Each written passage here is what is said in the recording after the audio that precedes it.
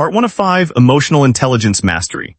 Let me ask you something that might change everything you thought you knew about success. Have you ever watched someone walk into a space and immediately feel the entire atmosphere shift? Not because they're the loudest or the most impressive on paper, but because there's something magnetic about their presence.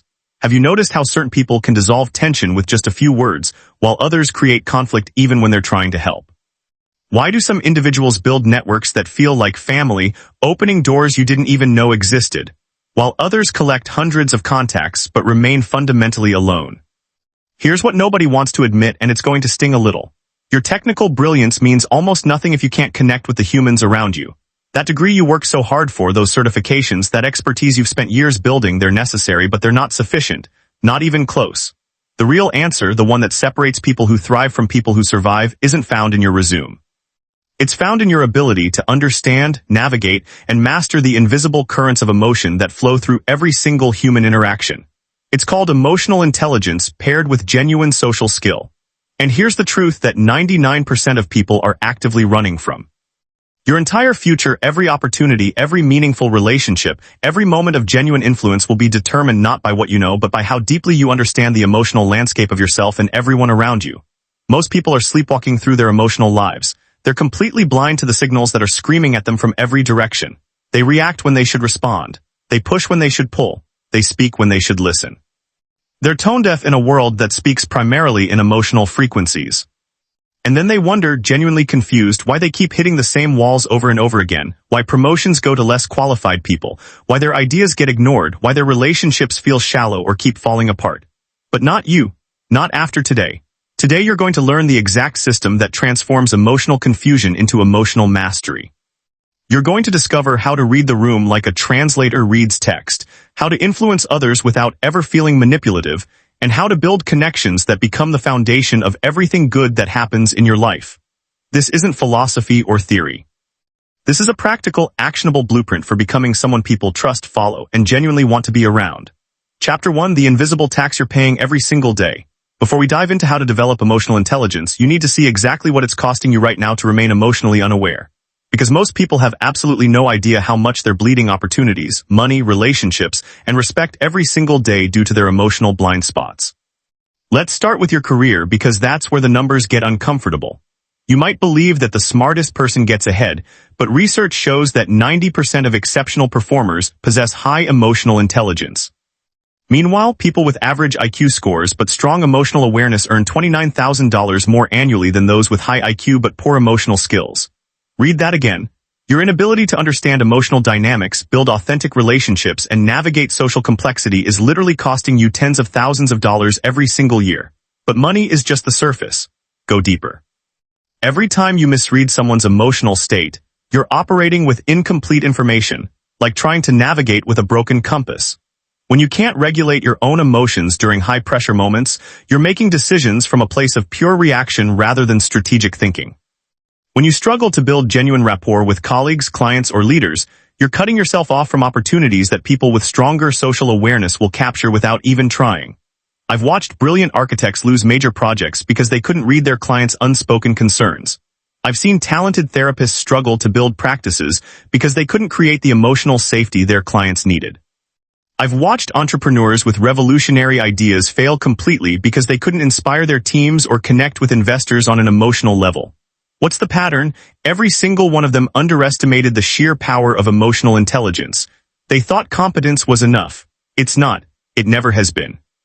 Now let's talk about your personal life, because this is where emotional intelligence becomes even more critical.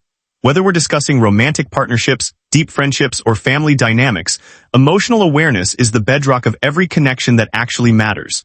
People with low emotional intelligence struggle with intimacy because they can't recognize or validate their partner's emotional experience. They maintain surface-level friendships because they can't create the vulnerability required for depth. They experience constant conflict because they're driven by their emotional reactions instead of responding with intention.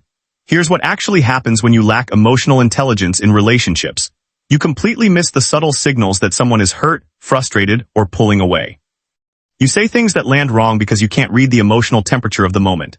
You escalate arguments instead of resolving them because you're consumed by your own feelings rather than understanding theirs. You come across as selfish or insensitive even when your intentions are good. The costs accumulate relentlessly over time. Broken relationships, missed connections, deep loneliness, a reputation as someone who's difficult or exhausting to be around. And the absolute worst part, you often have no idea why these patterns keep repeating because you're operating with massive emotional blind spots that you can't see. But here's the message I need you to hear clearly. Emotional intelligence is not genetic. It's not something you either have or don't have. It's a learnable, developable skill set. Every single component of emotional intelligence can be built through intentional practice and the right strategies.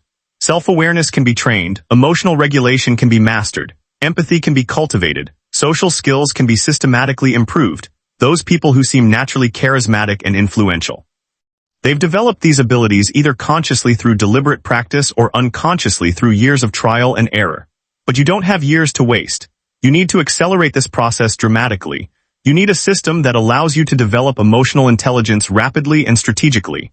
That's exactly what you're about to receive over these next chapters. I'm going to break down emotional intelligence into its essential components and give you practical, immediately applicable strategies for mastering each one. You're going to learn how to decode body language and microexpressions like a behavioral analyst. You're going to discover how to maintain emotional composure under extreme pressure, like an elite performer. You're going to master influence and connection like someone who spent decades studying human psychology. By the time you finish implementing what you learn here, you'll be operating at a level that most people never even glimpse. You'll become someone others naturally gravitate toward, genuinely listen to, and instinctively want to follow. But it requires complete commitment to the process and consistent application of what you learn. Chapter 2, The 5 Foundations of Emotional Mastery. Emotional intelligence isn't some mystical quality that you either possess or lack. It's a specific collection of skills that breaks down into 5 distinct foundations. Master these 5 foundations and you'll wield more genuine influence than 99% of the population. Ignore them and you'll remain stuck in mediocrity regardless of how technically brilliant you become. The first foundation is self-awareness. This is your capacity to recognize and understand your emotional states in real time. Most people are completely unconscious of their emotions. They're frustrated but don't realize it until they've already snapped at someone. They're anxious but mistake it for anticipation. They're hurt but can't identify why they suddenly feel heavy. Self-awareness means developing an internal monitoring system that constantly tracks your emotional weather. It's knowing that when your chest tightens and your thoughts accelerate, you're shifting into stress mode. It's recognizing that when you start interrupting and talking faster, you're becoming defensive. It's understanding that when you feel that hollow sensation in your stomach, you're experiencing fear or deep anxiety. But self-awareness extends far beyond just identifying emotions. It's understanding your emotional patterns, your triggers, your default reactions. Maybe you always become withdrawn when someone criticizes your work. Maybe you overcompensate with aggression when you feel vulnerable. Maybe you shut down completely when conflicts arise. Self-aware people know these patterns intimately and can catch themselves before they sabotage important moments. Here's how to develop self-awareness rapidly. First, implement what I call emotional inventory checks throughout your day. Set phone alarms every 2 hours. When the alarm sounds, stop everything and ask yourself, what am I feeling right now? What's my energy state? What's happening emotionally inside me? Don't evaluate or judge it. Simply observe it. This trains your mind to maintain conscious awareness of your internal experience. Second, start mapping your emotional triggers systematically. Keep a detailed journal and note every time you have an intense emotional reaction. Document what happened immediately before, who was present, what thoughts were running through your mind. Over weeks, you'll begin seeing clear patterns. You'll realize you always get angry when people break commitments, or that you become anxious when you haven't prepared thoroughly for important meetings. Third, tune into your physical sensations because emotions manifest in your body before they reach your conscious awareness. Tension in your neck might signal stress. Tightness in your chest might indicate anxiety. A clenched jaw might reveal suppressed anger. Your body is constantly broadcasting emotional data if you learn its language. The second foundation is self-regulation. This is your ability to manage your emotions rather than being controlled by them. Self-regulation doesn't mean suppressing emotions or pretending they don't exist. It means choosing how to respond to your emotions rather than reacting automatically. People with poor self-regulation are hostages to their emotional states. When they're angry, they explode. When they're anxious, they avoid crucial conversations. When they're excited, they make reckless decisions. They're like leaves blown by emotional winds with zero conscious control over their direction. People with strong self-regulation feel their emotions fully, but they choose their responses strategically. They can feel angry but still communicate calmly and clearly. They can feel nervous but still take bold action. They can feel disappointed but still maintain professionalism and composure. The key to self-regulation is expanding the space between trigger and response. Viktor Frankl said it perfectly, between stimulus and response there is a space. In that space is our power to choose our response. Most people collapse that space and react instantly. Emotionally intelligent people expand that space and respond thoughtfully. Here's a practical technique for developing self-regulation. When you feel a powerful emotion arising, use what I call the breathe method. B means become aware of what you're feeling.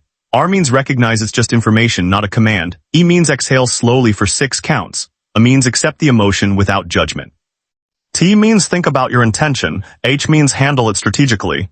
E means engage with purpose. This process takes maybe 15 seconds, but it can prevent you from saying or doing something that damages relationships, reputations, or opportunities you've worked years to build. Another powerful self-regulation strategy is emotional reframing. Instead of viewing challenging emotions as problems to eliminate, see them as messengers bringing important information. Anger might be showing you a boundary violation. Anxiety might be alerting you to prepare more thoroughly. Disappointment might be revealing unrealistic expectations that need adjustment. When you reframe emotions as data rather than directives, you maintain much more control over your responses and choices. The third foundation is internal motivation. This isn't external motivation like salary or recognition, though those matter. This is intrinsic drive powered by your values, your purpose, and your commitment to continuous growth. People with strong emotional intelligence are motivated by internal factors that sustain them through inevitable challenges and setbacks. Emotionally intelligent people have crystal clarity about what matters to them. They know their core values and make decisions aligned with those values rather than just chasing external validation or rewards. They're motivated by the desire to grow, to contribute meaningfully, to make genuine impact. This internal motivation makes them remarkably resilient when facing obstacles and persistently committed to long-term goals. They also possess what psychologists call a growth mindset. They see challenges as opportunities for learning rather than threats to avoid.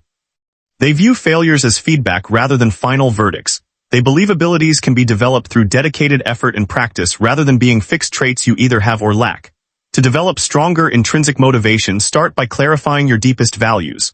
What principles do you want guiding your decisions? What kind of person do you want to become? What impact do you want to have on the people around you?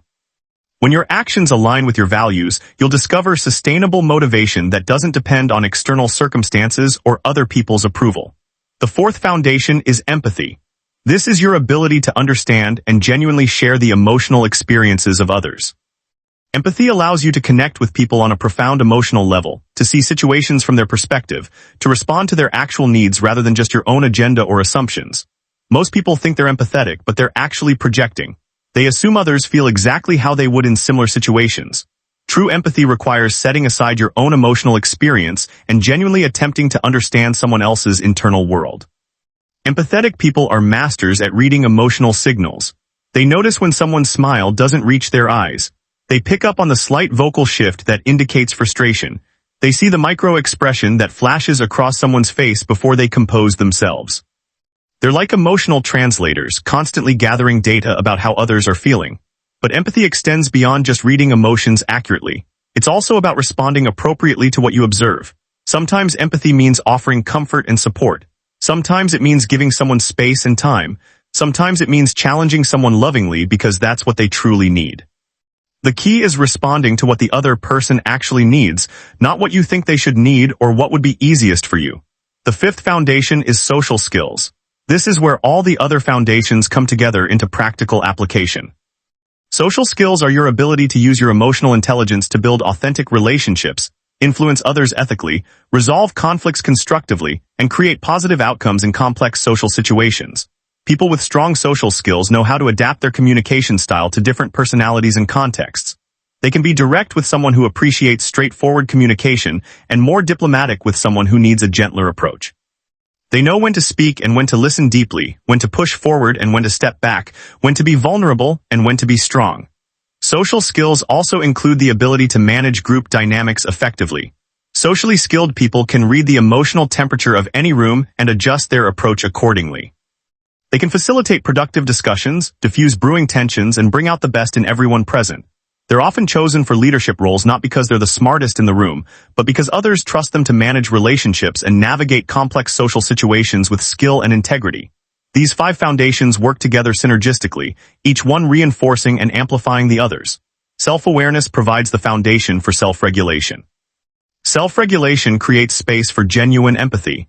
Empathy informs your social skills. Intrinsic motivation drives you to develop all of these abilities consistently over time. Chapter 3.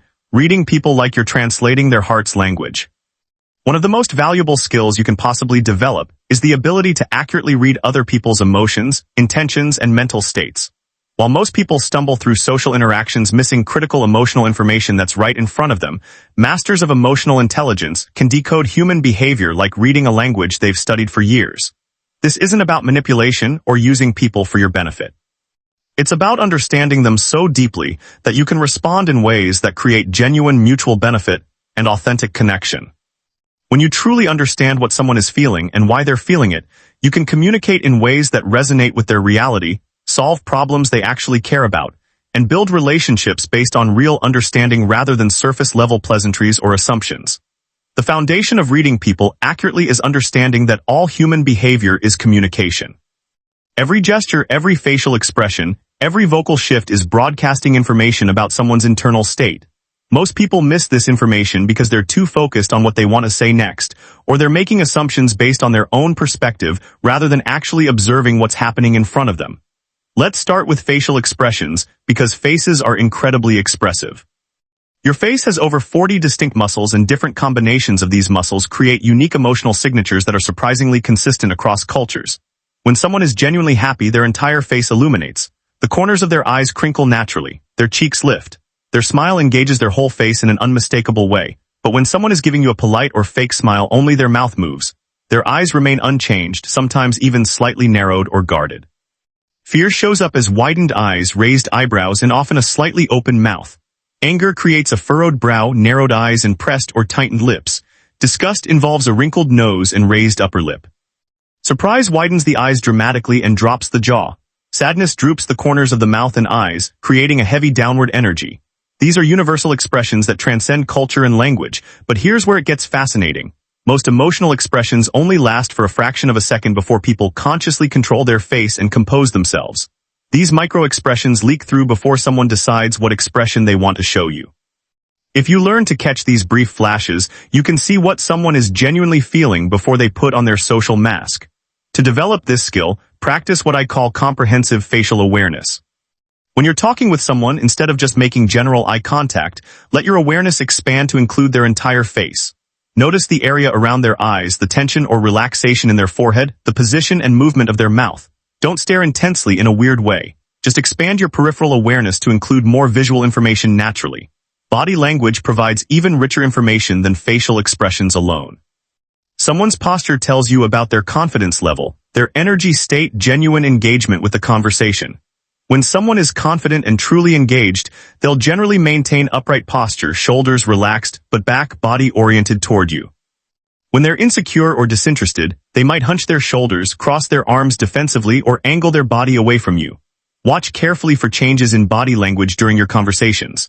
If someone starts the interaction with open, relaxed posture, but gradually closes off by crossing their arms or stepping back slightly, you've touched on something that makes them uncomfortable or defensive.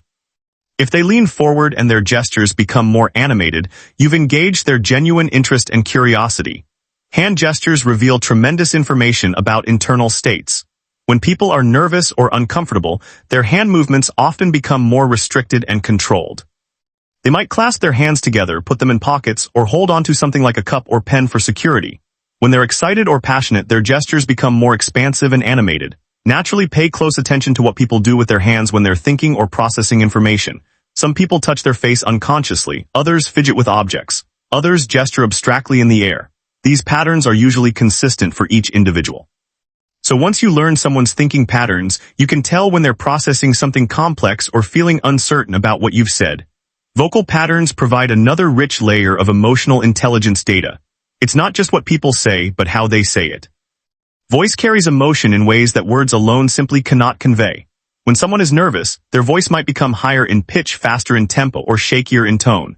When they're confident, their voice tends to be lower, slower, and more resonant and grounded. Listen carefully for changes in vocal patterns during your conversations. If someone's voice becomes more strained when discussing a particular topic, they might be feeling stressed or defensive about that subject. If their voice becomes more animated and energetic, they're probably genuinely interested in what you're discussing together. Volume changes also carry significant meaning. When people lower their voice, they might be sharing something they consider confidential or intimate. When they raise their voice, they might be trying to emphasize an important point, or they might be becoming frustrated or overwhelmed. The speed of speech reveals mental and emotional states clearly. Rapid speech often indicates excitement, anxiety, or the feeling that there's limited time to communicate something important. Very slow speech might indicate careful thought, fatigue, or sometimes condescension or manipulation. Sudden changes in speech patterns are particularly meaningful because they suggest a shift in emotional state that's worth paying attention to. But here's the crucial point about reading people that most amateur observers miss. You must calibrate your observations to each individual person. People have vastly different baseline behaviors. Some people are naturally more animated and expressive, while others are naturally more reserved and controlled. Some speak quickly as their normal pattern, while others are naturally slow, deliberate speakers. The key is noticing deviations from their personal baseline rather than comparing everyone to some general standard you've created in your mind. Context is absolutely everything when reading people. The same behavior might mean completely different things in different situations. Someone crossing their arms might indicate defensiveness in a confrontational conversation, but it might just mean they're cold in an air-conditioned room. Someone avoiding eye contact might indicate deception in some contexts, but it might indicate respect, shyness, or cultural norms in others. This is why the most emotionally intelligent people are excellent at asking clarifying questions rather than just making assumptions based on their observations. If you notice someone's body language becoming more closed off instead of assuming they're upset with you, you might ask gently, "How are you feeling about what we've discussed so far?" This gives them an opportunity to clarify their internal state rather than leaving you to guess incorrectly. Chapter 4. The art of staying centered when everything falls apart. The difference between someone who thrives under intense pressure and someone who completely crumbles isn't about talent, intelligence, or even experience. It's about emotional regulation. The ability to maintain absolute clarity, composure, and strategic thinking when emotions are running high is perhaps the single most valuable skill you can develop for both professional success and deeply fulfilling personal relationships. Most people become dramatically less effective when stakes are high and pressure intensifies. They make impulsive decisions when they're angry. They avoid crucial conversations when they're anxious. They shut down completely when they're overwhelmed. They react emotionally rather than responding strategically. This creates a vicious downward spiral where pressure leads to poor emotional management, which leads to worse outcomes, which creates even more pressure. But there's a small percentage of people who actually become more focused and effective under pressure. They're the ones who get promoted during crisis situations. They're the ones others instinctively turn to when situations become difficult or chaotic. They're the ones who build rock-solid reputations as reliable, steady, and deeply trustworthy. They've mastered the art of emotional regulation, and it transforms everything about their lives. Emotional regulation doesn't mean becoming emotionally numb or suppressing all feelings like some kind of robot. Emotions contain incredibly valuable information and energy that can be channeled productively toward your goals. The key is learning to feel emotions fully while choosing your response consciously rather than reacting automatically like most people do. The first step in emotional regulation is recognizing your early warning signals because everyone has them. Every person has physical and mental cues that indicate their emotional state is shifting into dangerous territory. Maybe your shoulders rise toward your ears when you start feeling stressed. Maybe your breathing becomes shallow and rapid when you're getting anxious. Maybe your jaw clenches unconsciously when you're becoming angry. Maybe your thoughts start racing uncontrollably when you're feeling overwhelmed. These early warning signals are your golden opportunity to intervene before your emotions hijack your behavior completely. Once you're in full emotional reaction mode, regulation becomes exponentially more difficult. But when you catch emotions in their early stages, you can guide them skillfully rather than being dragged around by them. Here's a powerful technique for managing emotional intensity in real time. It's called the nervous system reset, and it works by activating your parasympathetic nervous system to counteract the fight or flight response that accompanies strong emotions naturally. When you notice your early warning signals activating, immediately shift your focus to your breathing. Take a slow, deep breath in through your nose for a count of 4. Hold it gently for a count of 4. Then exhale slowly through your mouth for a count of 6. The longer exhale is crucial because it activates the parasympathetic nervous system and signals your brain that you're actually safe, not under threat. Repeat this breathing pattern 3 to 5 times until you feel your nervous system beginning to settle and stabilize. Next, consciously release muscle tension throughout your body. Starting from the top of your head and working systematically downward, release the tension in your forehead, your jaw, your shoulders, your arms, your chest, your abdomen, your legs. This prevents the physical tension that accompanies strong emotions from reinforcing and amplifying the emotional intensity you're experiencing. Finally, ground yourself firmly in the present moment by engaging your senses deliberately. Notice 5 things you can see around you. 4 things you can hear, 3 things you can physically feel, 2 things you can smell, and 1 thing you can taste. This breaks the cycle of anxious or angry thoughts and brings your awareness back to reality rather than the dramatic story your mind is creating about the situation. Another crucial skill for emotional regulation is cognitive reframing. This involves consciously choosing how to interpret situations rather than accepting your initial emotional reaction as the only possible truth. Your emotional response to any situation is based on the meaning you assign to what's happening, not the objective facts of what's happening. For example, if someone criticizes your work harshly, your initial emotional response might be anger or defensiveness. But you could reframe this situation in multiple ways. Maybe they're genuinely trying to help you improve and grow. Maybe they're having a terrible day and it's not really about you at all.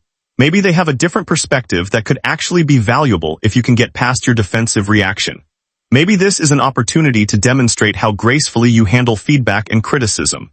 None of these reframes require you to pretend the criticism didn't happen or that you don't care about it at all. They simply give you options for how to respond rather than being locked into one automatic emotional reaction that might not serve you well.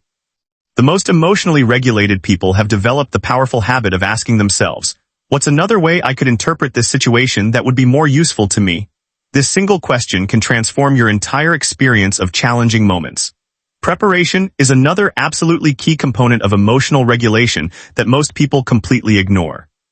If you know you're going into a potentially emotionally charged situation, you can prepare yourself mentally and emotionally rather than just hoping for the best and crossing your fingers before important conversations, negotiations, or presentations. Take dedicated time to anticipate potential emotional triggers and plan your responses in advance. What might the other person say that could make you defensive?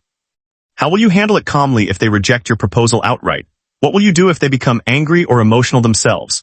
Having a clear plan for these scenarios prevents you from being caught off guard and reacting impulsively in the moment. You can also use visualization to mentally rehearse maintaining composure under pressure. Mentally walk through challenging scenarios while practicing the breathing techniques and cognitive reframes you want to use. This creates neural pathways that make it dramatically easier to access these skills when you actually need them in real situations. The most advanced level of emotional regulation involves what psychologists call emotional granularity. This means developing a sophisticated, nuanced vocabulary for describing your emotional states, rather than just defaulting to broad categories like good or bad, happy or sad. When you can precisely identify what you're feeling, you can respond far more appropriately and effectively. There's a massive difference between feeling disappointed and feeling betrayed. Even though both might initially register as bad feelings, disappointment might call for adjusting expectations or trying a different approach. Betrayal might require setting firm boundaries or having a direct confrontation. Similarly, there's a significant difference between feeling nervous and feeling excited. Even though they produce remarkably similar physical sensations in your body, nervousness might call for more preparation or additional support. Excitement might call for channeling that energy into peak performance and bold action. The more precisely you can identify your emotions, the more precisely you can choose your response. This level of emotional sophistication is rare, which is exactly why people who develop it have such a significant advantage in both professional and personal situations. Chapter 5. Building unshakable confidence through social mastery. Confidence isn't something you're born with or without. It's not a fixed personality trait that some lucky people have and others simply lack forever. Confidence is a skill that develops directly through competence. And social confidence specifically develops through mastering social situations systematically rather than just hoping you'll naturally become more comfortable over time through random exposure. Most people approach social interactions with a scarcity mindset that sabotages them from the start. They worry constantly about saying the wrong thing, making a bad impression, or being rejected. This anxiety becomes a brutal self-fulfilling prophecy because anxiety makes you genuinely less attractive, less engaging, and more likely to have negative social experiences, which reinforces the anxiety in a vicious cycle. Truly confident people approach social interactions with an abundance mindset that transforms everything. They're genuinely curious about other people. They're focused on what they can give to the interaction rather than what they can extract from it. They're comfortable with themselves, which makes others feel comfortable around them naturally. But here's what most people completely miss about social confidence. It's built through specific learnable skills, not through generic positive thinking or motivation. When you master the actual mechanics of social interaction, confidence becomes a natural byproduct rather than something you have to force or fake. The foundation of social confidence is what I call authentic self-presentation. This means knowing who you are, what you stand for, and what you bring to any interaction.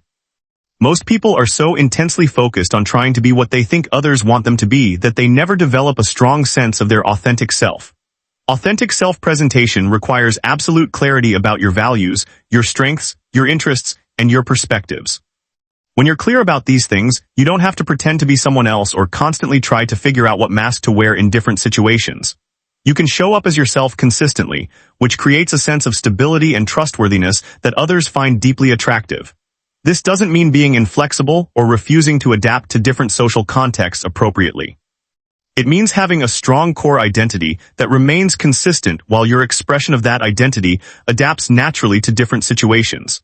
A confident person might be more formal in a business meeting and more casual at a social gathering, but their core values and personality remain authentically the same. To develop authentic self-presentation, spend dedicated time clarifying your personal brand. What 3 qualities do you want people to genuinely associate with you? What unique perspective do you bring to conversations? What value do you offer in relationships and professional interactions? When you're crystal clear about these things, you can present yourself consistently rather than trying to be a different person in every situation. The second component of social confidence is conversational competence. Most people struggle in social situations because they simply don't know how to create and maintain engaging conversations. They default to boring small talk about weather or recent events, which rarely creates meaningful connection or memorable interactions. Confident conversationalists know how to ask questions that open up genuinely interesting discussions. Instead of asking, "How are you?" which typically gets a generic, meaningless response, they might ask, "What's been the highlight of your week?" or "What project are you most excited about right now?" These questions invite more thoughtful and revealing responses that lead somewhere interesting. They also know how to build on what others share rather than just waiting impatiently for their turn to talk. If someone mentions they had a challenging week, a skilled conversationalist might ask what made it challenging, how they handled it, or what they learned from the experience. This shows genuine interest and helps the conversation develop real depth. Master conversationalists also know how to share about themselves in ways that invite connection rather than dominating the conversation selfishly. They use what's called the disclosure reciprocity principle, where they share something about themselves at a similar level of depth to what the other person has shared. This creates a balanced exchange where both people feel heard and genuinely understood.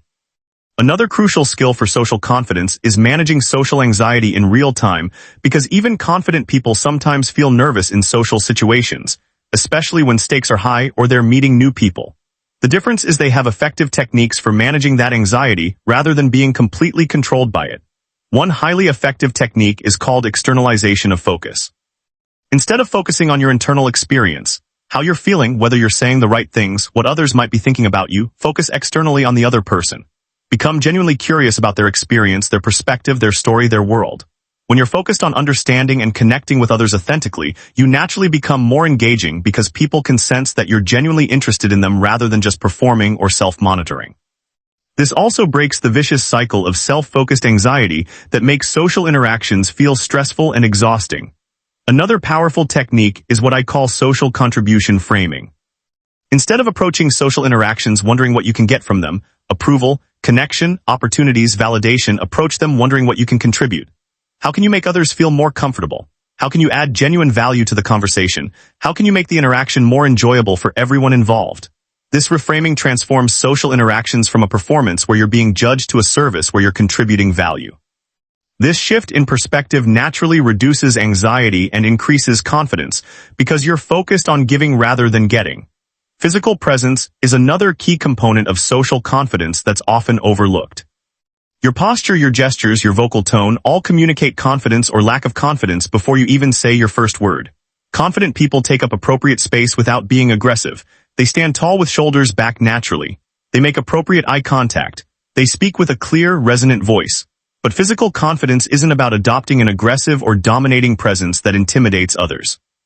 It's about presenting yourself as someone who belongs in the space and has valuable contributions to make. It's a relaxed alertness that shows you're engaged and present without being anxious or aggressive. Practice what's called embodied confidence by regularly checking in with your physical presentation. Are your shoulders relaxed but upright? Is your breathing deep and steady? Are you making appropriate eye contact without staring intensely? Are you speaking at a pace and volume that shows confidence without being overwhelming? The most advanced level of social confidence comes from developing what I call social leadership. This means taking responsibility for the quality of social interactions rather than just passively hoping they go well. Social leaders set the emotional tone, guide conversations toward productive directions, and help everyone involved have a genuinely better experience. Social leadership isn't about dominating conversations or always being the center of attention. It's about creating an environment where good conversations can naturally happen. Sometimes this means asking great questions. Sometimes it means facilitating connections between others. Sometimes it means gracefully changing subjects when conversations stagnate or become uncomfortable. When you develop social leadership skills, you never have to worry about awkward silence or boring conversations because you take responsibility for creating engaging interactions. This level of social competence creates unshakable confidence because you know you can handle any social situation effectively. Chapter 6. The Science of Influence Without Manipulation. There's a massive fundamental difference between influence and manipulation, and understanding this distinction clearly will determine whether you build lasting relationships or burn bridges while climbing whatever ladder you're pursuing. Manipulation seeks to benefit you at the expense of others. Influence seeks to create outcomes that genuinely benefit everyone involved. The most successful people in any field have mastered ethical influence, and it's absolutely a skill that can be learned systematically. The foundation of ethical influence is understanding human psychology and decision-making patterns deeply. People don't make decisions based purely on logic, no matter how much they believe they do. They make decisions based primarily on emotions and then justify those decisions with logic afterward. If you want to influence someone effectively, you need to connect with their emotional drivers while providing logical support for the decision you want them to make. But here's what 99% of people get completely wrong about influence. They focus intensely on what they want the other person to do instead of understanding what the other person actually wants. They try desperately to convince people to buy their product, support their idea, or follow their lead without first understanding what would genuinely motivate that person to take action. Master influencers start by understanding the other person's values, motivations, fears, and desires deeply. They ask themselves, what does this person really care about? What problems are they trying to solve? What outcomes would make their life genuinely better? Only after they understand these deeper motivations do they craft their message strategically. Let's talk about the 6 universal principles of influence that have been proven through decades of rigorous psychological research. The first principle is reciprocity. People feel obligated to return favors and gestures of goodwill. But most people use this principle crudely by giving something small and immediately asking for something big in return. That's not influence. That's transparent manipulation. Ethical influencers use reciprocity by genuinely adding value to others' lives before they need anything in return. They share useful information freely, make helpful introductions, offer assistance during challenging times, or provide resources that solve real problems. They build a substantial bank of goodwill over time rather than trying to make immediate withdrawals. The key to using reciprocity ethically is ensuring that what you give is genuinely valuable to the other person, not just what you think should be valuable. Maybe they need industry insights. Maybe they need emotional support. Maybe they need connections to specific people. The more you understand their actual needs, the more effectively you can provide genuine value. The second principle is commitment and consistency. People have a deep psychological need to be consistent with their previous commitments and statements. If someone says they value innovation, they'll be more likely to support an innovative idea. If someone commits to a goal publicly, they'll be dramatically more motivated to achieve it. Skilled influencers use this principle by getting people to verbally commit to values and principles that align naturally with the action they want them to take. They might ask questions like how important is professional development to you, or what role does teamwork play in your success? When people articulate these values out loud, they become more committed to acting consistently with them. You can also use commitment and consistency by helping people connect their identity to the behavior you want to encourage. Instead of asking someone to try something, ask them to be something. Instead of would you try to arrive on time, ask, are you someone who values punctuality? People will act consistently with how they see themselves fundamentally. The third principle is social proof. People look to others, especially others they respect or identify with, to guide their own behavior. If someone sees that people like them have already embraced an idea or taken an action, they're dramatically more likely to do the same. The most effective way to use social proof is through specific, compelling stories and examples rather than vague statistics. Instead of saying many successful people do this, tell the detailed story of a specific successful person who took this action and achieved the results your audience desperately wants. Make the example as similar as possible to your audience in terms of background, challenges, or goals. You can also create social proof by facilitating connections between the person you want to influence and others who have already made the decision you're advocating. Sometimes a 5-minute conversation with someone who's already implemented your recommendation will be infinitely more influential than hours of your own persuasion. The fourth principle is authority. People are influenced by those they perceive as credible experts in relevant fields. But authority isn't just about titles or credentials. It's about demonstrated expertise, proven results, and the ability to provide valuable insights that others cannot. You build authority not by telling people how smart you are, but by consistently providing valuable perspectives and accurate predictions. You build authority by helping people solve problems they couldn't solve on their own.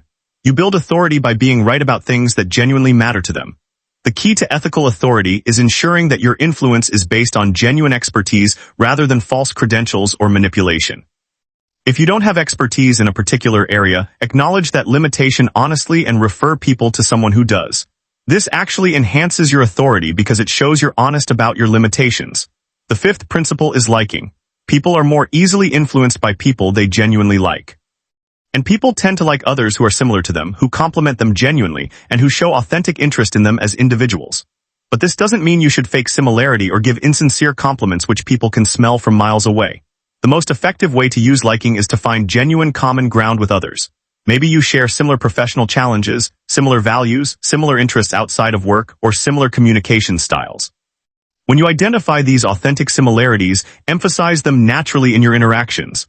You also increase liking by showing genuine interest in others. Ask thoughtful questions about their perspectives, their experiences, their goals. Listen actively to their responses and ask follow-up questions that show you're truly engaged. People like others who make them feel heard and genuinely understood. The sixth principle is scarcity. People value things more highly when they perceive them as rare or limited. But this principle is often misused by creating artificial urgency or false scarcity, which is unethical manipulation. Ethical influence uses real scarcity based on genuine constraints. Maybe your time really is limited and you can only work with a certain number of clients. Maybe there really are a limited number of positions available. Maybe a particular opportunity really does have a deadline that can't be extended. When scarcity is real and honest, it's appropriate to communicate it clearly so people can make informed decisions. The key to ethical influence is combining these principles in ways that create genuine value for everyone involved. You're not trying to trick people into doing something that's bad for them. You're helping them recognize how taking a particular action aligns perfectly with their own values, goals, and best interests. Advanced influencers also understand the tremendous power of strategic questioning. Instead of making statements that people can argue with, they ask questions that guide people to reach conclusions on their own. Questions like, what do you think would happen if, or how would it feel to achieve? Or what's prevented you from trying this before? These questions help people think through the implications of different choices without feeling pressured or manipulated.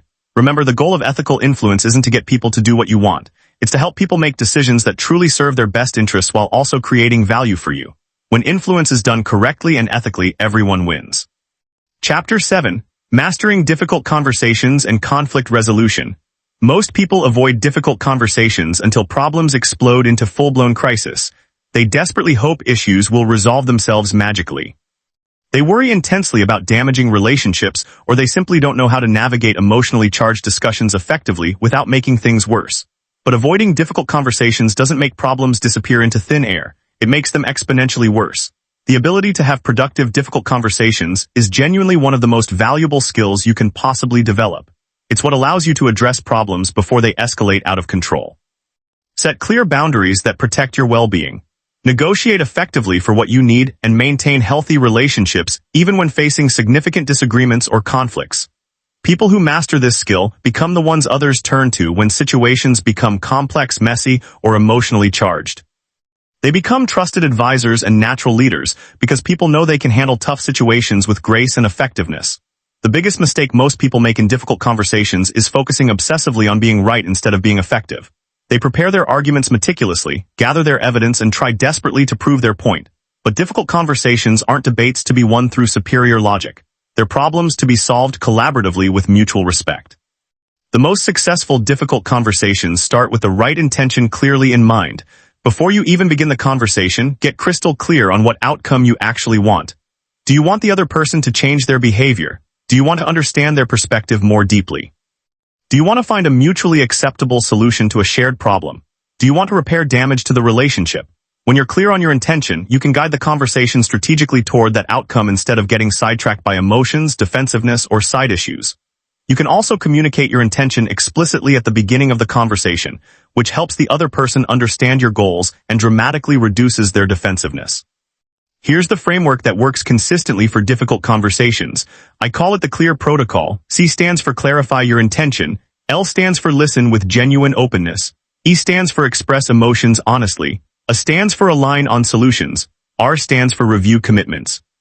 Let's start with clarification. Most people either avoid preparing for difficult conversations entirely or they prepare the wrong way. They rehearse their arguments and anticipate objections defensively. Effective preparation focuses on understanding the other person's perspective deeply and planning how to create a safe environment for honest discussion. Before the conversation, consider thoughtfully what the other person might be thinking and feeling. What pressures are they under? What concerns might they have? What would make this conversation feel threatening to them? What would make them more willing to engage openly and honestly? This preparation helps you approach the conversation with empathy and curiosity rather than judgment and blame. Also, prepare your emotional state carefully. Difficult conversations require you to be at your absolute best emotionally. If you're angry, stressed, or defensive, you won't be able to facilitate a productive discussion that leads anywhere good. Use the emotional regulation techniques we discussed earlier to ensure you're calm and centered before you begin. The listening phase is crucial for setting the right tone and building trust. Start by creating genuine safety. Choose an appropriate setting where you won't be interrupted and where the other person will feel comfortable speaking honestly. Begin with your intention rather than your concerns or complaints. Instead of we need to talk about your performance, try I'd like to have a conversation about how we can help you be even more successful in your role. This framing immediately reduces defensiveness. Use what I call the gentle opening technique. Begin with something positive or acknowledging before addressing the difficult topic. This isn't manipulation. It's creating an emotional context that makes honest discussion far more likely. I really value our working relationship, which is why I want to address something that's been concerning me. Expressing emotions is often the phase people skip entirely, but it's absolutely essential for productive dialogue. When emotions are high, people can't think clearly or collaborate effectively. You need to address the emotional undercurrents directly before you can make real progress on the practical issues. This means acknowledging both your own emotions and the other person's emotions with honesty and respect. I'm feeling frustrated about this situation, and I imagine you might be feeling frustrated too. 4. This seems like a difficult topic for both of us and I want to handle it carefully. When emotions are acknowledged openly, they lose much of their power to derail the conversation into blame or defensiveness. Listen carefully for the emotions behind the other person's words. If they say, I can't believe you didn't tell me about this earlier, they might be feeling excluded, disrespected, or blindsided. If they say, I don't have time for this, they might be feeling overwhelmed or undervalued. Address the emotional need directly, not just the surface statement. The alignment phase is where real progress happens. This is where you move from discussing the problem to finding solutions collaboratively. But alignment requires genuine openness to solutions you haven't already decided on. If you've already determined exactly what the other person needs to do, you're not collaborating, you're dictating. Ask open-ended questions that invite creative thinking and mutual problem solving. What ideas do you have for addressing this? Or what would need to change for this to work better? Or how can we prevent this kind of situation in the future? These questions engage the other person as a genuine partner in problem solving rather than a defendant in a trial. Be willing to compromise and find creative third options that neither of you initially considered. The best solutions to difficult situations often aren't what either person initially wanted. There are new possibilities that emerge when two people genuinely collaborate to solve a shared problem with mutual respect. Reviewing commitments ensures that your difficult conversation leads to real change rather than just temporary relief. Be specific about what will happen next, who will do what, and when you'll follow up. So we're agreeing that you'll speak with your team about the new deadlines by Friday, and we'll check in next Monday to see how it went. Also, agree on how you'll communicate about this issue going forward. If similar situations arise, let's both commit to addressing them quickly rather than letting them build up. This prevents the same problems from recurring endlessly. Throughout the entire conversation, maintain what I call compassionate directness. Be clear and honest about problems and expectations, but communicate with genuine respect and care for the other person's dignity. You can be firm about standards and boundaries while still treating others as human beings with feelings and valid perspectives. Remember that difficult conversations are skills that improve dramatically with practice. The more you're willing to address issues directly and respectfully, the better you'll become at navigating these situations. And the better you become at difficult conversations, the fewer truly difficult conversations you'll need to have because you'll address issues before they become major problems. Chapter 8. Building your social network like a strategic asset. Your network isn't just a collection of business cards or LinkedIn connections gathering digital dust. It's a strategic asset that can accelerate your career exponentially, open doors to opportunities you didn't even know existed, provide invaluable insights and perspectives, and offer genuine support during challenging times. Most people approach networking completely wrong from the start. They focus obsessively on collecting contacts and LinkedIn connections instead of building genuine relationships with mutual value and authentic care. The difference between networking and relationship building is the difference between transactional interactions and meaningful connections. Networkers ask constantly, what can this person do for me? Relationship builders ask genuinely, how can I add value to this person's life? This mindset shift changes absolutely everything about how you approach professional and personal connections. Here's the truth that 99% of people don't understand about building valuable relationships. The best networking happens when you're not actively networking at all. It happens when you're genuinely interested in other people. When you're consistently helpful without keeping score, and when you're known for being someone who connects others generously and shares valuable resources freely. The foundation of strategic relationship building is what I call the value-first approach. Instead of starting relationships by asking for help, advice, or opportunities, you start by offering something genuinely valuable. This might be industry insights, introductions to relevant people, helpful resources, or simply genuine interest in their work and challenges. But here's the key. The value you offer must be relevant and useful to them specifically, not just what you think should be valuable. This requires you to understand their goals, challenges, and interests deeply before you can identify how to help them meaningfully.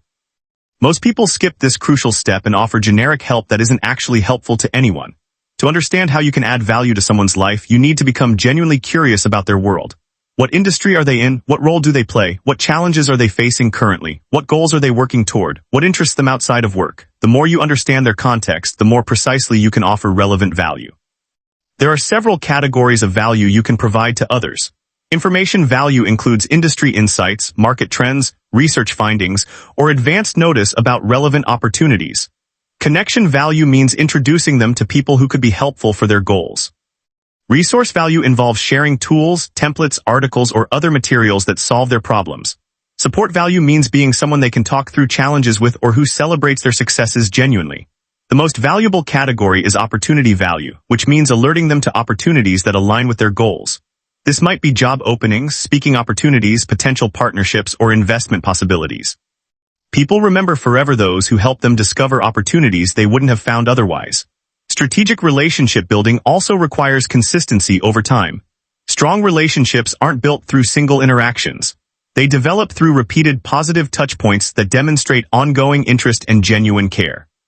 This means staying in touch regularly, following up on previous conversations, and continuing to offer value over months and years. But staying in touch doesn't mean sending generic checking-in messages that feel hollow.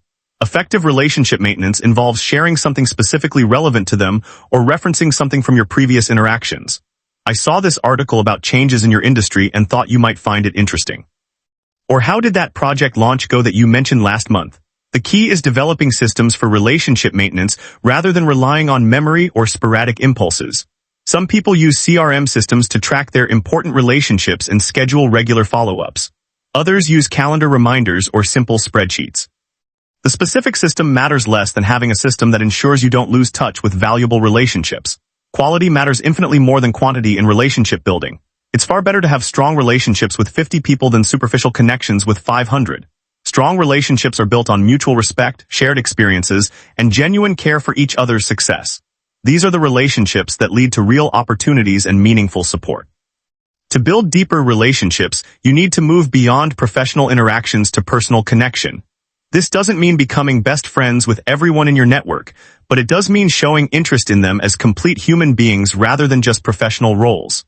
Learn about their interests outside work. Remember details about their families. Celebrate their personal achievements genuinely. The most strategic relationship builders also understand the tremendous power of introducing others. When you introduce two people who can benefit from knowing each other, you add value to both relationships simultaneously. You become known as someone who creates opportunities for others, which makes people want to include you in their networks. Be thoughtful about the introductions you make. Don't just connect anyone to everyone randomly. Consider carefully whether the introduction would be genuinely valuable to both parties. Provide context about why you think they should know each other. Follow up to see if the introduction was helpful. Quality introductions build your reputation as someone with excellent judgment about people and opportunities. Another advanced strategy is building relationships with connectors. Every industry community has certain people who seem to know everyone and who are generous about making introductions. Building strong relationships with these super connectors multiplies your access to broader networks exponentially. These are often people in roles like recruiting, consulting, investing, or organizing industry events. Geographic diversity in your network provides access to different opportunities and perspectives. While local relationships are important for immediate opportunities, relationships in other cities, regions, or countries can open doors that wouldn't exist otherwise. Technology makes it easier than ever to maintain relationships across distances. Also, consider building relationships across different levels of seniority and experience. Relationships with peers provide mutual support and collaboration opportunities. Relationships with more senior people provide mentorship and access to higher-level opportunities. Relationships with more junior people provide fresh perspectives and future potential as they advance in their careers. Remember that relationship building is a long-term strategy, not a short-term tactic. The relationships you build today might not provide immediate benefits, but they compound in value over time. Someone who's a peer today might be in a position to hire you, invest in your company, or provide valuable partnerships years from now.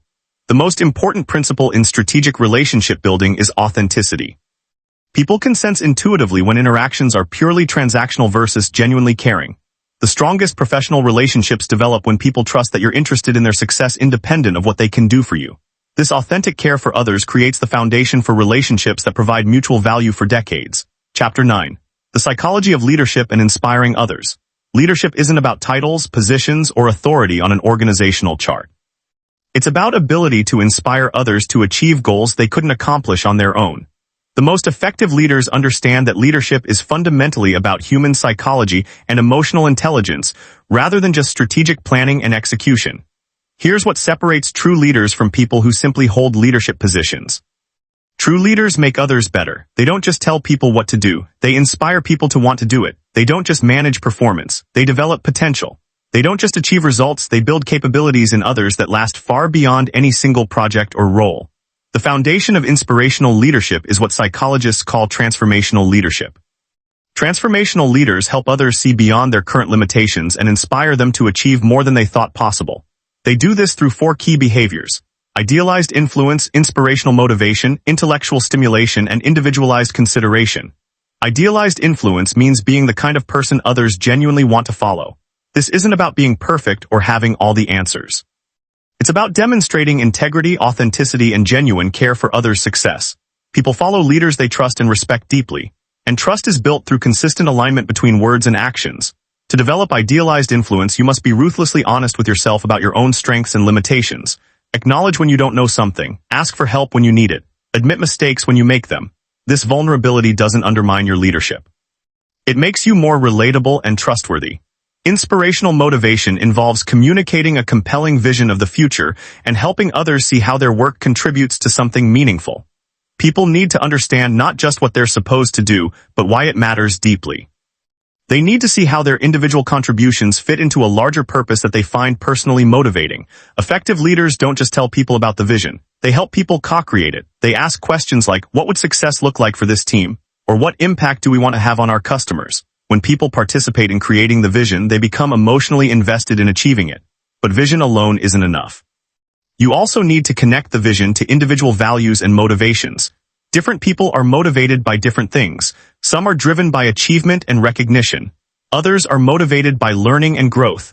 Still others are inspired by service and contribution. Great leaders understand what drives each person and help them see how the team's goals align with their personal motivations. Intellectual stimulation means challenging others to think differently and approach problems from new perspectives. This involves asking probing questions, encouraging creative solutions, and creating an environment where people feel safe to suggest unconventional ideas. Many leaders discourage intellectual stimulation because they want compliance, not creativity. But the best leaders know that breakthrough results require breakthrough thinking. To provide intellectual stimulation, become comfortable with questions like, what if we tried the opposite approach? Or what assumptions are we making that might not be true? Or how would someone from outside our industry solve this problem? These questions push people beyond their default thinking patterns and open up new possibilities. Individualized consideration means treating each person as an individual with unique strengths, development needs, and motivations rather than using a one-size-fits-all leadership approach. This requires you to understand each team member deeply enough to adapt your leadership style to what works best for them. Some people need detailed guidance and frequent check-ins. Others prefer broad direction and autonomy. Some respond well to public recognition. Others prefer private acknowledgement. Some learn best through doing. Others need to understand the theory before they can apply it effectively. Great leaders adjust their approach based on what each person needs to perform at their best. This doesn't mean being inconsistent or having different standards for different people. It means recognizing that different people need different types of support and communication to meet the same high standards. Your expectations for performance remain consistent, but your approach to helping people achieve those expectations varies appropriately. Another crucial aspect of leadership psychology is understanding how to influence without formal authority. Even when you have formal leadership positions, your ability to inspire others depends more on your personal influence than your positional power. And in many situations, you need to lead even when you don't have formal authority. Leading without authority requires you to influence through expertise, relationships, and value creation rather than position and title. You become someone others choose to follow because they trust your judgment, value your perspective, and believe you're committed to their success as well as the team's success. This type of leadership often involves what's called servant leadership, where your primary focus is on serving others and helping them succeed rather than being served by them. Servant leaders ask, how can I help you be more successful, rather than how can you help me achieve my goals? This approach builds loyalty and commitment that goes far beyond what positional authority can ever create. Emotional contagion is another powerful leadership tool. Emotions are contagious, especially from leaders to followers. If you're enthusiastic, others become more enthusiastic. If you're calm under pressure, others feel more confident. If you're optimistic about possibilities, others become more willing to take on challenges. But emotional contagion works in both directions. If you're consistently stressed, anxious, or negative, those emotions spread throughout your team. This is why emotional regulation isn't just a personal skill for leaders, it's a professional responsibility. Your emotional state affects everyone around you. The most advanced leaders also understand how to create what psychologists call psychological safety. This means creating an environment where people feel safe to take risks, make mistakes, ask questions, and suggest ideas without fear of punishment or humiliation. When psychological safety is high, teams perform better because people bring their full creativity and intelligence to their work. Creating psychological safety requires you to model the behaviors you want to see. Admit when you don't know something. Ask for feedback about your own performance. Acknowledge when someone else's idea is better than yours. Respond to mistakes with curiosity rather than judgment. Ask, what can we learn from this? Instead of, who's responsible for this? Remember that leadership development is an ongoing process, not a destination. The most effective leaders are constantly learning, adapting, and improving their ability to inspire others. They seek feedback actively, reflect on their experiences regularly, and invest in developing their emotional intelligence and interpersonal skills continuously. Leadership is ultimately about creating positive change through other people. When you master the psychology of leadership, you don't just achieve better results. You develop others' capabilities and create lasting positive impact that extends far beyond any individual project or goal. Chapter 10. Defending against manipulation and emotional attacks. While developing emotional intelligence helps you influence others ethically, it also makes you a target for people who use emotional manipulation and psychological tactics for their own selfish benefit. Learning to recognize and defend against these tactics isn't just about protecting yourself. It's about maintaining your integrity and keeping your relationships healthy and authentic. Emotional manipulators use sophisticated psychological techniques to control others' emotions, decisions, and behaviors. They exploit fundamental human psychology for personal gain, often leaving their targets feeling confused, guilty, drained, or emotionally exhausted. But when you understand these tactics deeply, you can recognize them quickly and respond effectively without getting caught in their traps. The first category of manipulation is guilt-based manipulation. Manipulators use guilt to make you feel responsible for their emotions or circumstances, then leverage that guilt to get exactly what they want. They might say things like, after everything I've done for you, or if you really cared about me you would, or I guess I'm just not as important to you as I thought. Healthy people express their needs directly and clearly. Manipulators make you feel terrible for not anticipating their needs or for having different priorities. They frame their requests as tests of your loyalty, care, or commitment rather than simple preferences or needs. To defend against guilt-based manipulation, remember that you're not responsible for managing other people's emotions. You can care deeply about someone without being responsible for their emotional state. When someone tries to make you feel guilty, ask yourself, is this person expressing a legitimate need or are they trying to control my behavior through guilt? A simple response to guilt-based manipulation is acknowledgement without acceptance. I understand you're disappointed and I care about you. Here's what I'm able to do in this situation. This validates their feelings without accepting responsibility for causing or fixing them. The second category is fear-based manipulation. This involves creating anxiety or insecurity to motivate compliance.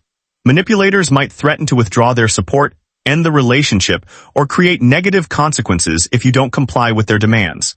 They might also create artificial urgency to prevent you from thinking clearly about decisions. Fear-based manipulators often use phrases like, "If you don't do this, then or you have to decide right now or everyone else is already doing this." They want you to make decisions based on anxiety rather than careful consideration of your best interests. To defend against fear-based manipulation, slow down the decision-making process deliberately.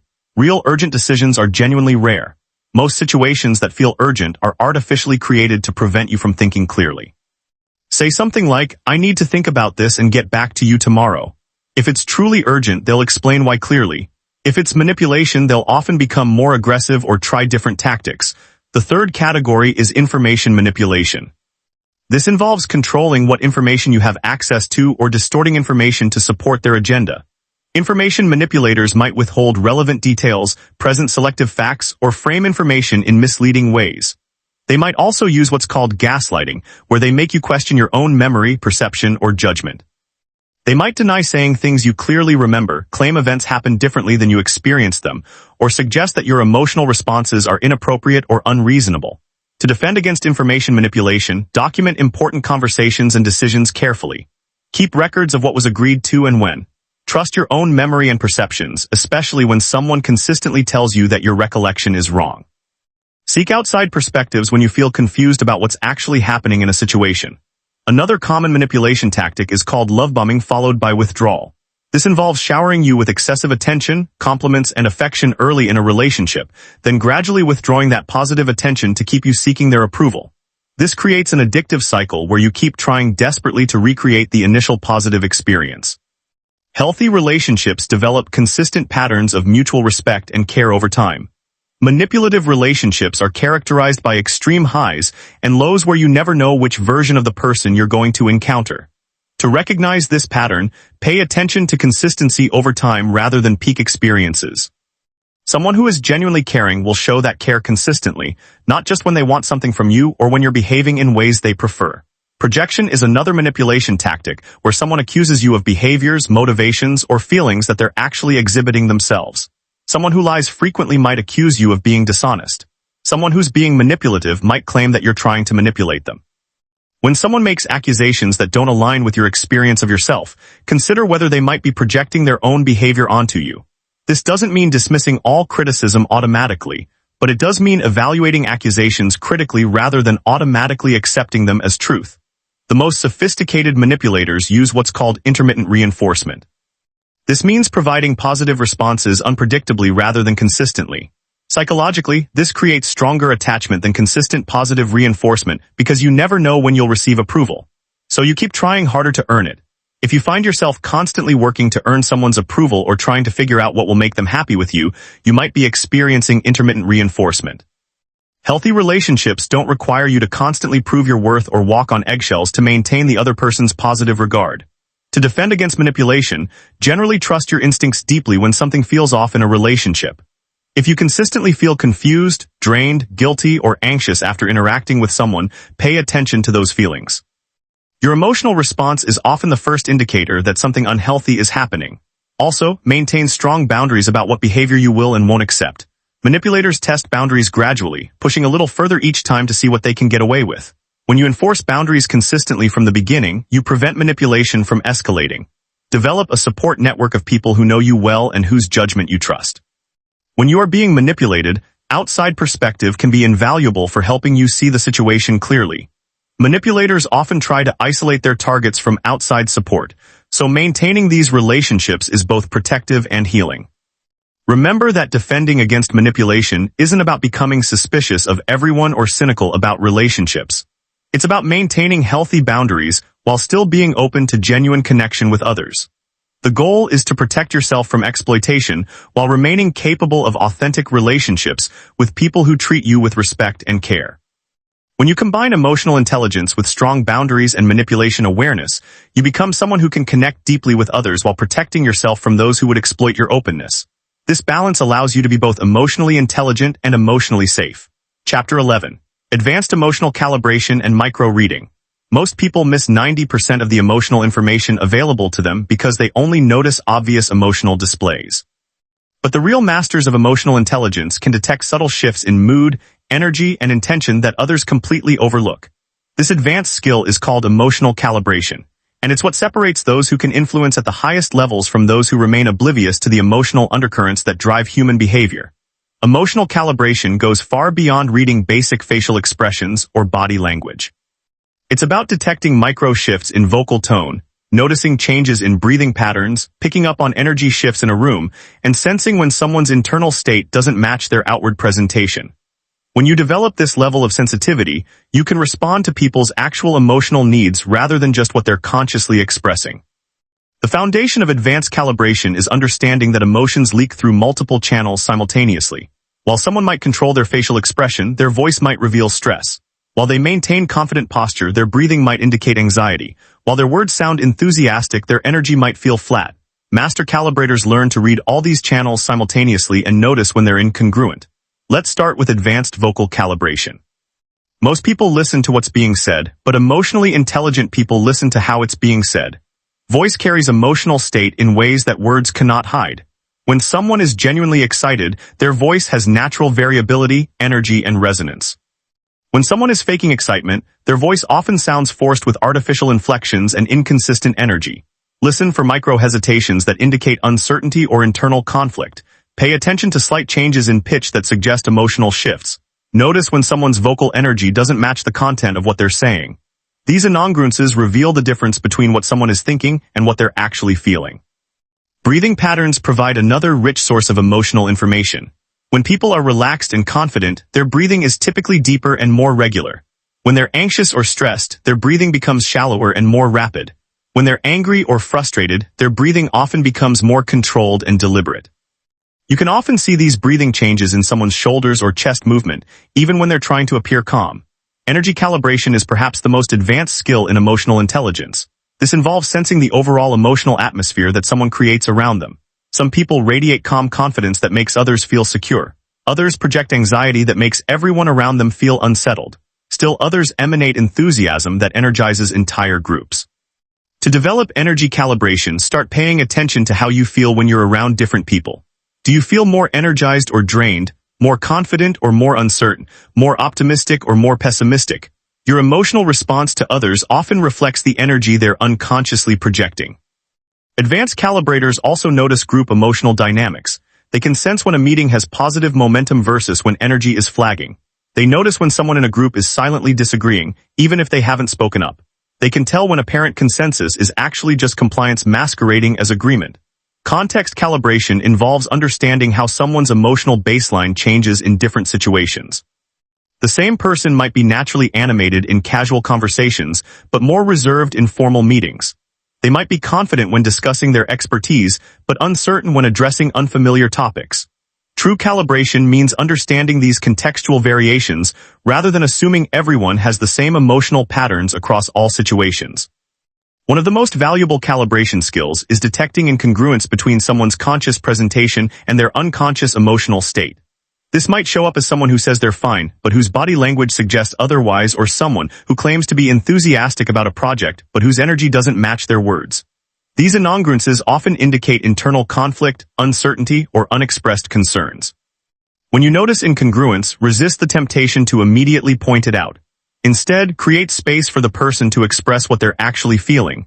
You might ask open-ended questions like, "How are you really feeling about this?" or "What concerns might you have that we haven't discussed?" This gives them permission to share their authentic emotional state rather than maintaining their social facade. Advanced calibration also involves understanding emotional recovery patterns. Different people process and recover from emotional stress in different ways. Some need to talk through their feelings immediately. Others need time alone to process before they can discuss what happened. Some recover quickly from setbacks while others need more time and support. When you understand these individual patterns, you can provide the right kind of support at the right time. The key to developing calibration skills is deliberate practice with feedback. Start Start by making predictions about people's emotional states and then checking your accuracy through conversation or observation. Notice what cues you picked up on and which ones you missed. Over time, you'll develop more sophisticated pattern recognition for reading emotional information. Remember that calibration should always be used ethically to better understand and serve others, never to manipulate or take advantage. When you can accurately read people's emotional states, you can respond more appropriately to their needs, communicate in ways that resonate with them, and create interactions that feel supportive and understanding rather than superficial or transactional. Chapter 12. Mastering Emotional Contagion and Influence. Emotions are contagious. This isn't just a metaphor, nice saying, it's a biological reality backed by neuroscience. When you're around someone who's enthusiastic, you tend to feel more enthusiastic. When you're near someone who's anxious, you often start feeling anxious yourself. When you interact with someone who's calm and confident, you typically feel more centered. This phenomenon is called emotional contagion, and understanding how to leverage it ethically is one of the most powerful skills you can develop. Most people are unconscious victims of emotional contagion. They absorb whatever emotions are prevalent in their environment without realizing what's happening. They walk into a room full of stressed people and wonder why they suddenly feel overwhelmed. They spend time with negative people and can't figure out why their mood has shifted. They're emotional sponges, soaking up whatever energy surrounds them. But emotionally intelligent people understand how to consciously manage emotional contagion in both directions. They can protect themselves from absorbing negative emotions while intentionally spreading positive emotional states. They become emotional leaders who elevate the energy of every room they enter rather than being dragged down by whatever mood happens to be present. The science behind emotional contagion involves mirror neurons which automatically fire when we observe others' emotions, essentially making us feel a diluted version of what they're experiencing. This happens below the level of conscious awareness and much faster than rational thought. By the time you consciously recognize someone else's emotional state, you've already begun to experience it yourself. This is why the emotional state you bring to interactions matters so tremendously. If you're genuinely enthusiastic, others will begin to feel more enthusiastic. If you're authentically calm under pressure, others will feel more centered. If you're genuinely curious and engaged, others will become more open and creative. Your emotional state becomes the foundation for the emotional tone of the entire interaction. But here's the crucial distinction. Authentic emotions are contagious, while fake emotions typically aren't. People can unconsciously sense when emotions are genuine versus performed. If you try to fake enthusiasm or confidence, others will pick up on the incongruence and may actually feel more suspicious or uncomfortable rather than being positively influenced.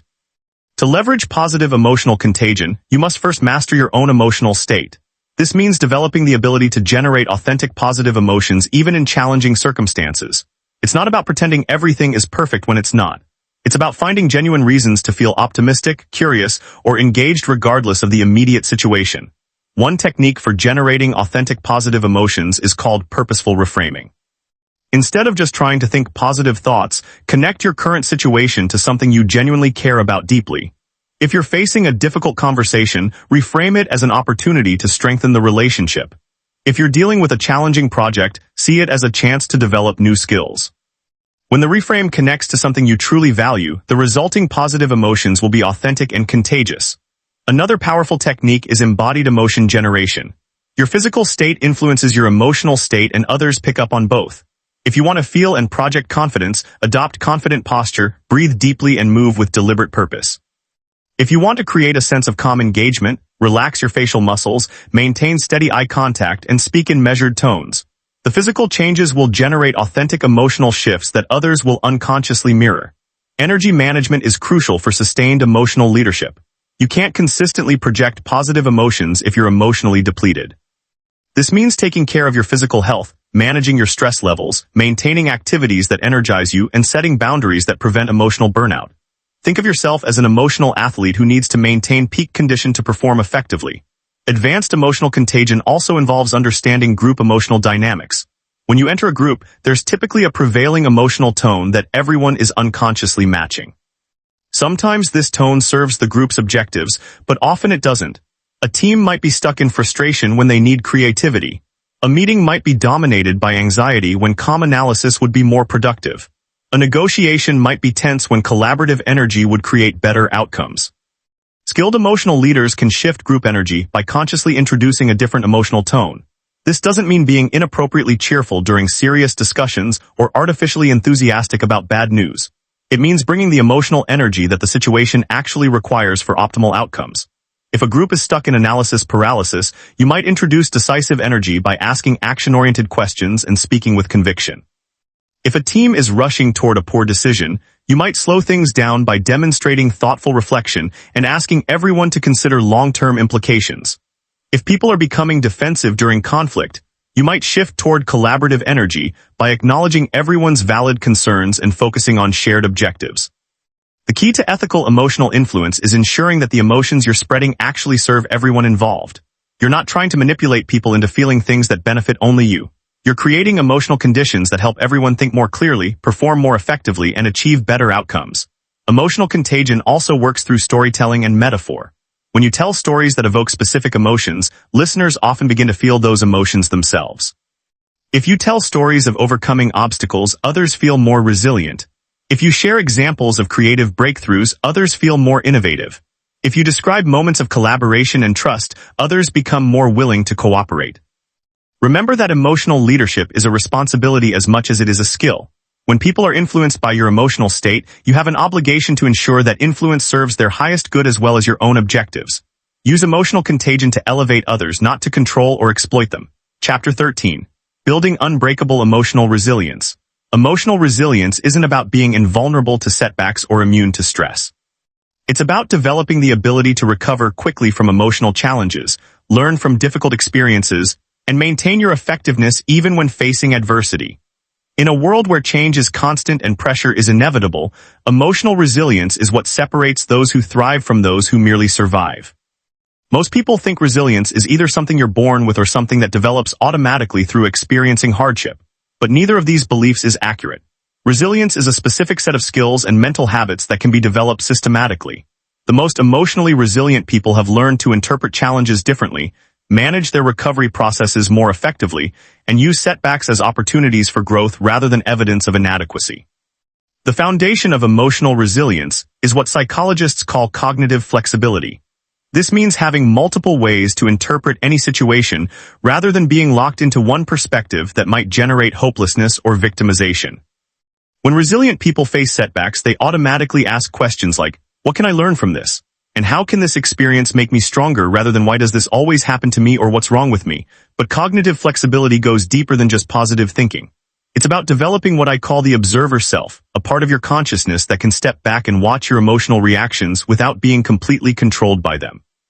When you're triggered, angry, disappointed, or overwhelmed, the observer self can notice these emotions without being consumed by them. This creates space for choice rather than automatic reaction. Developing the observer self requires regular practice with mindfulness and self-reflection.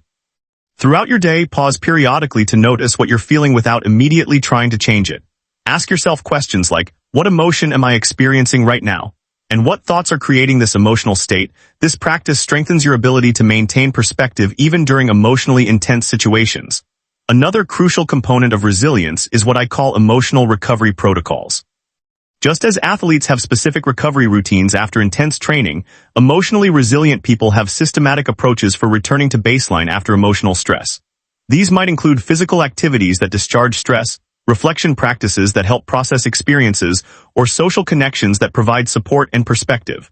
The key is having multiple recovery strategies rather than relying on a single approach. Some situations might call for physical movement to work through stress. Others might require solitary reflection to make sense of what happened. Still others might need social support to gain different perspectives. Resilient people match their recovery approach to the specific type of emotional stress they're experiencing. Resilience also requires what psychologists call stress inoculation. This means gradually exposing yourself to manageable levels of stress and challenge so that you build capacity for handling larger difficulties when they arise. People who avoid all discomfort and challenge often find themselves overwhelmed when inevitable difficulties occur because they haven't developed the emotional muscle to handle adversity. Stress inoculation can be built through deliberately taking on challenges that stretch your comfort zone but don't overwhelm you completely. This might mean having difficult conversations you've been avoiding, taking on projects that require skills you haven't fully developed, or putting yourself in situations that require you to handle uncertainty and ambiguity. Each successful navigation of moderate stress builds confidence and capacity for handling greater challenges. Your emotional intelligence revolution starts now. You've discovered the complete system for emotional mastery. You understand self-awareness, regulation, empathy, and social skills. You know how to read people's hidden emotions, stay calm under pressure, and influence ethically. You've learned to navigate conflicts, build trust, and create psychological safety everywhere you go. But here's the truth, none of this matters if you don't take action. The world splits into two groups. The 99% who consume information, feel inspired momentarily, then return to their old patterns. And the 1% who actually implement, practice relentlessly, and transform completely. Which will you choose? Your emotional intelligence shapes every relationship, every opportunity, every moment of your life. This isn't optional, this is everything. Start today, right now. Choose one technique and practice it. Set those alarms, begin that journal, have that conversation. The life you desperately want exists on the other side of emotional intelligence. Go claim it.